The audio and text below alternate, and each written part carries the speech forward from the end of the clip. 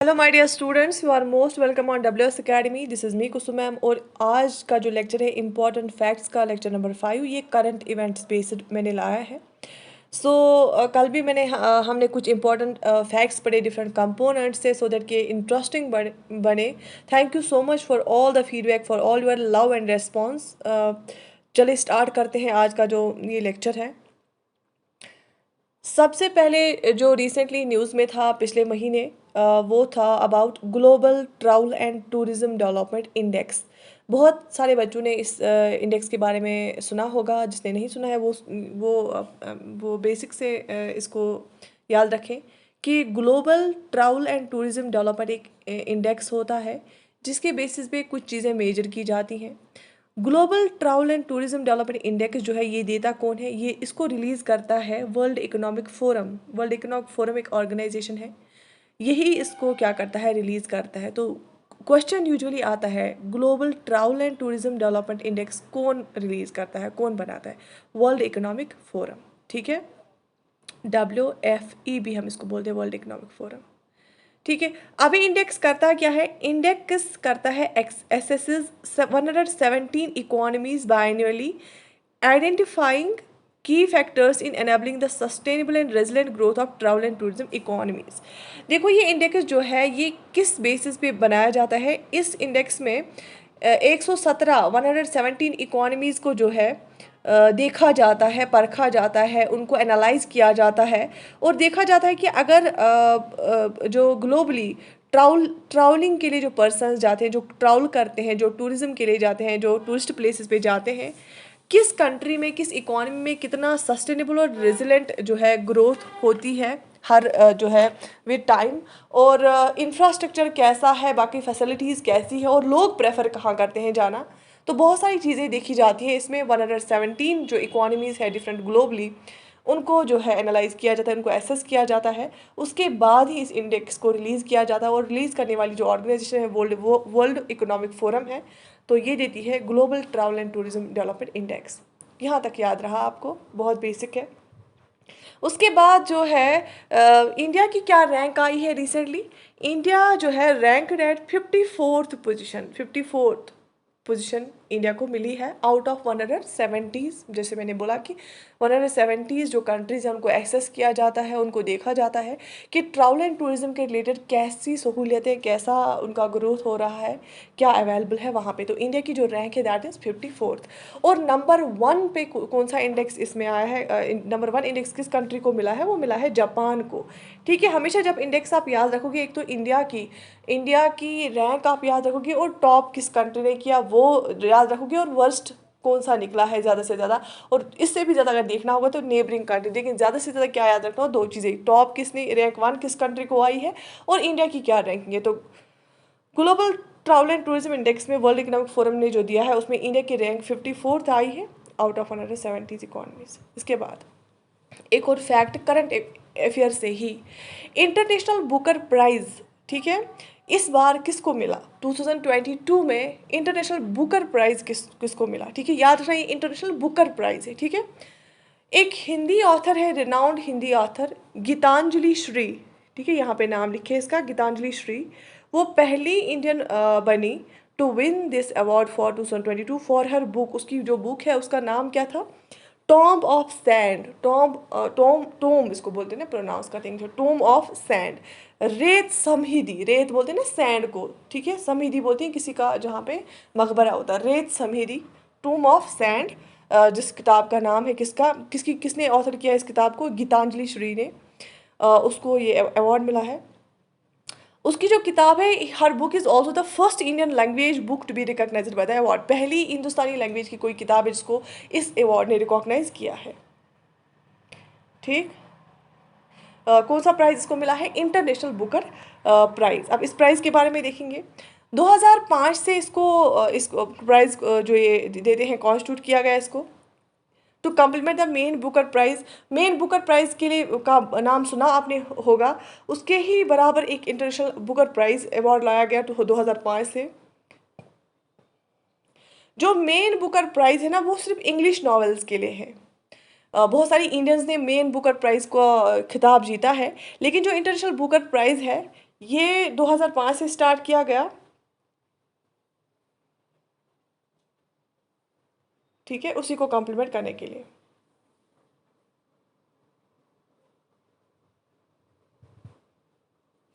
तो अब जो ये इंटरनेशनल बुकर प्राइज़ है, जो बाकी लैंग्वेजेस में किताबें लिखते हैं, ठीक है, फिर उसको ट्रांसलेट करते हैं इंग्लिश में, ये उनको भी मिलता है, लेकिन ये सिर्फ इंग्लिश नॉवेल्स को नहीं मिलता है। तो इस बार गीतांजलि श्री को मिला है उसकी एक किताब के लिए, जिसका नाम क्या है, टूम ऑफ सैंड, रेत समहिरी। अब इसके बाद एक और जो है फैक्ट, ये भी करंट अफेयर से, आर्ट एंड कल्चर से related. Marton temple, Marton temple का नाम आपने सुना होगा, स्पेशली जम्मू एंड कश्मीर में। क्यों?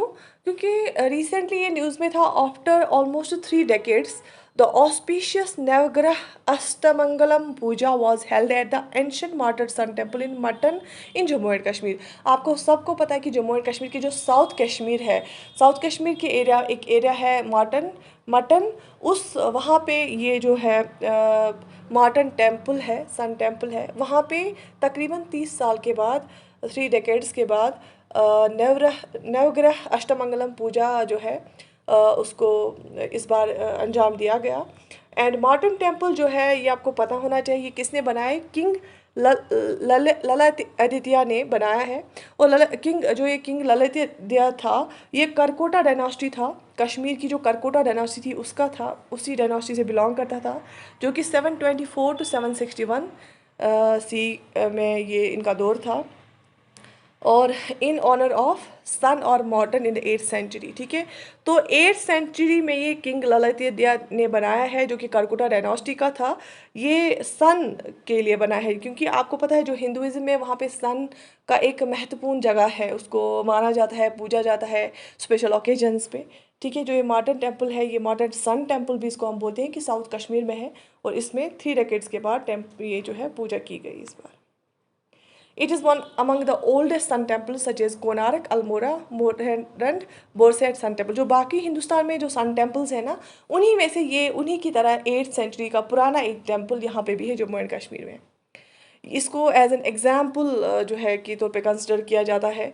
इसमें कश्मीरी आर्किटेक्चरल स्किल्स पाई जाती हैं, जिसमें इसमें आपको याद रखना है, क्योंकि आर्ट एंड कल्चर में क्वेश्चन बनता है यहाँ पे, स्क्वायर फील्ड इसमें है, इसमें लाइम स्टोन और पिलर्स का यूज़ किया गया है, और ग्रीक पैटर्न पे बनाया गया है। Lime stone, pillars, Greek pattern पे बनाया गया है, स्क्वायर फील्ड का यूज़ किया गया है, ठीक है, नीचे से स्क्वायर है। 15th इन देखो 8th century में इसको बनाया गया, ये फिर 15th century में बोला जाता है कि इसको डिस्ट्रक्ट किया गया था on order of Muslim ruler Sikandar Butshikan, जो रूलर सिकंदर जो बादशाह था, उनके ऑर्डर्स पे इसको डिस्ट्रॉय किया गया था 15th century में। तो इस बार आज इसको टैग किया गया as a site of national importance, और इसको आर्किटेक्चरल सर्वे ऑफ इंडिया जो है उसने इसको प्रोटेक्ट करने के लिए इकदाम उठाती है, ठीक है। यहाँ तक याद रहा। इसके बाद जो है एक और फ्रॉम साइंस, जो ये भी करंट इवेंट से ही, मॉन्की पॉक्स का आपने सुना होगा, आजकल न्यूज़ में मॉन्की पॉक्स जो है, कोविड के बाद मॉन्की पॉक्स आजकल बहुत ज़्यादा न्यूज़ में है। क्यों? मॉन्की पॉक्स बहुत जगह पे जो है फैल गया था, निकला था। नाइजीरिया में जो हुआ है, Nigeria recorded first death due to monkeypox. तो कौन सी कंट्री है जहाँ पे पहली डेथ रिकॉर्ड की गई थी रिसेंटली मॉन्की पॉक्स के द्वारा, मॉन्की पॉक्स के द्वारा, वो नाइजीरिया में पाया गया। एंड वर्ल्ड हेल्थ ऑर्गेनाइजेशन ने बताया कि जो मॉन्की पॉक्स है, ये पैंडेमिक नहीं बनेगा, ठीक है। वर्ल्ड हेल्थ ऑर्गेनाइजेशन ही एक इंटरनेशनल लेवल पे ऑर्गेनाइजेशन है हेल्थ रिलेटेड, जो हमें जो गाइडलाइंस देती हैं डिफरेंट डिजीज़ के आउटब्रेक्स के टाइम। तो वर्ल्ड हेल्थ ऑर्गेनाइजेशन ने बोला कि ये पैंडेमिक नहीं बनेगा, ये डिजीज़। और नाइजीरिया पहली कंट्री है जहाँ पे इस बार मॉन्की पॉक्स से डेथ हुई है। आपको यहाँ पे एक और बात याद रखनी है, मॉन्की पॉक्स जो है ये एक जोनोटिक डिजीज़ है, जो कि वायरस से होती है, ठीक है। जोनोटिक डिजीज़ किसको बोलते हैं, मैंने आपको बहुत बार पढ़ाया भी है। जोनोटिक डिजीज़ बोलते हैं जिसका ओरिजिन एनिमल्स में होता है, और फिर वो एनिमल से ट्रांसफ़र होती है ह्यूमंस में डायरेक्ट कंटेक्ट या इनडायरेक्ट कंटेक्ट से। तो ये भी एक जूनोसिस भी इसको बोलते हैं, ये भी एक जोनोटिक डिजीज़ है मॉन्की पॉक्स। और ये किससे होती है, ये वायरस से होती है, याद रख लेना, बैक्टीरिया से नहीं, वायरस से होती है ये। और जैसे कोविड था वो भी वायरस से था, और मॉन्की पॉक्स भी वायरस से होता है। Belonging to the orthopox virus genus, और इस वायरस का जीनस क्या है, orthopox virus.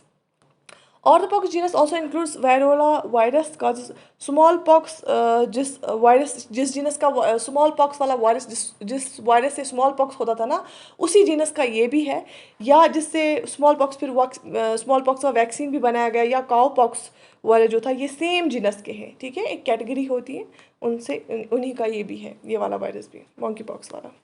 It was first discovered in 1958, पहली बार जब इसको मॉन्की पॉक्स को डिस्कवर किया गया, इसको डिस्कवर किया गया 1958 में, largely occurring close to tropical rain forest of central and west Africa. और उस 1958 में सबसे पहली बार इसको डिस्कवर किया गया था, और उस बार भी ये जो है सेंट्रल और वेस्ट अफ्रीका, मतलब अफ्रीकन कॉन्टिनेंट में ज़्यादा पाया गया। क्यों? जूनोटिक डिजीज़ ऑब्वियसली ज़्यादातर अफ्रीका में ही पाई जाती है, क्योंकि वहाँ पे जंगल बहुत होते हैं, और वहाँ के जो लोग हैं कुछ में डेंसली पॉपुलेटेड है, या डायरेक्टली कांटेक्ट रहता है उनके साथ, जानवरों के साथ, तो वहाँ पे जो है उनका जो ट्रांसमिशन ज़्यादा होता है। और उस ज़माने में भी 1958 के अराउंड भी सेंट्रल और वेस्टर्न अफ्रीका में ही ये ज़्यादा पाया गया, ट्रॉपिकल रेन फॉरेस्ट के यहाँ, जहाँ पे बारिश ज़्यादा होती है, और वहाँ पे जो है बारिशें भी ज़्यादा होती हैं और टेम्परेचर भी ज़्यादा रहता है। Animal to human transmission can occur from direct contact with blood, bodily fluids, cutaneous और mucosal relations of infected animals। जो भी infected animals होते हैं, अगर उनके साथ डायरेक्ट कांटेक्ट होगा, या उनके ब्लड के साथ कांटेक्ट होगा, उनकी बॉडीली फ्लूइड्स जो बाकी फ्लूइड्स होते हैं, या उनकी जो मतलब स्किन मेम्ब्रेन्स, या उनका कोई भी म्यूकस होगा, उनके इन्फेक्टेड एनिमल्स के इन चीज़ों के साथ अगर कांटेक्ट हो गया, तो ये ट्रांसमिट होता है फ्रॉम एनिमल टू ह्यूमन्स, ठीक है। चलिए, तो this was all about today's important facts, जो कि रिसेंटली ये चीज़ें न्यूज़ में थी, और क्वेश्चंस यहाँ से पूछे जा सकते हैं किसी भी एग्ज़ाम में, क्योंकि ऐसे कॉन्सेप्ट्स, ऐसी चीज़ें हैं, ऐसा आर्ट एंड कल्चर है, ऐसी बायोलॉजी है, जो कि हमेशा ये कॉन्सेप्ट्स न्यूज़ में रहते हैं, और हमेशा इनके बेसिस पे बाकी क्वेश्चंस भी आते हैं। तो आई होप आपको जो आज का जो लेक्चर है ये भी अच्छा लगा होगा।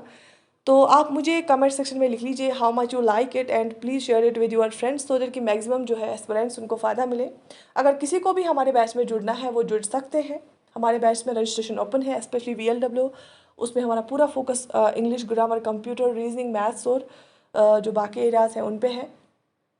And if anyone of you wants case test series, that's also available on our WS Academy application, and within few days हम आपको free CSAT test प्रोवाइड करेंगे, so that आप जो है अपनी CSAT की प्रिपरेशन चेक कर सकते हैं।